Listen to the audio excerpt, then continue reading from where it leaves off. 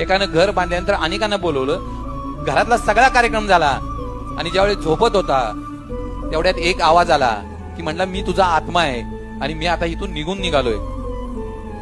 तो माणूस म्हणला अरे आत्ताशी मी घर बांधलंय, आत्ताशी कुठे सुखाचे दिवस यायला लागलेत आणि तू कुठे मला सोडून निघालाय, तू जर मला सोडून गेला तर मी मरीन काही, तुला ह्या घरात थांबलं पाहिजे. आत्मा म्हणला घर तुझं आहे, माझं घर म्हणजे तुझं शरीर आहे, परंतु वयाच्या 60व्या वर्षी तुझं शरीर शुगर बीपी जडपणा त्यानं खराब झालंय ना, मी कसं या घरात राहू. जर आमचं शरीर नावाचं घर जर व्यवस्थित नसेल तर मी या घरात कसं राहू. तुला वाटतंय ना तुझं घर चांगलं असावं, तू राहशील का या घरात जिथं खिडक्या नाहीयेत, जिथं वरनं पाणी टिपकतंय, कलर गेलाय, दारं व्यवस्थित नाहीये, त्या घरात तू राहू शकत नाही. मग तुझं शरीर नावाचं जे घर आहे ते खराब झाल्यानंतर मी कसा राहीन.